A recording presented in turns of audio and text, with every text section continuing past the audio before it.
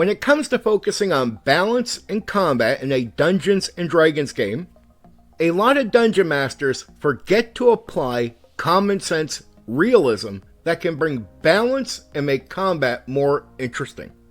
Maybe the really powerful creature that could overwhelm the group is really cocky, has an attitude.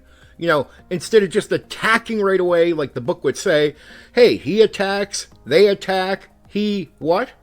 Maybe he gets cocky. Maybe he does something on the battlefield like mouthing off or something like that. Meaning that creature will throw away opportunities that balance out the encounter. Now the group won't be wiped out in 3 rounds. And if they play their cards right, they might even win.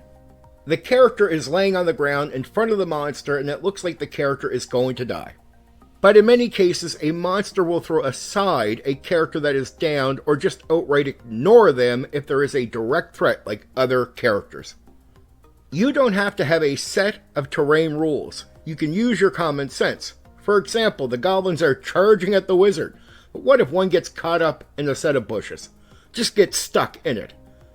You can freely improvise in terrain issues. There may be some issues with the terrain, and if you decide one is in front of the characters or the monster, well, there you go.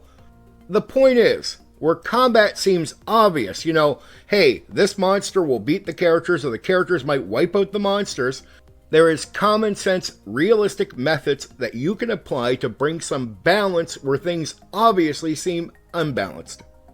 That group of high-level characters that would wipe out a small group of goblins suddenly are having issues. They're falling into little holes, traps, filled with some type of oil. Next thing you know, the goblins are throwing torches into those little holes they're trapped in, and suddenly they're lit on fire and burning to death. Don't get stuck to the book. Your common sense can be applied at any time, Dungeon Master, so apply it. You can bring balance in many ways, so don't always depend on the books. There is some food for thought for now. Take care.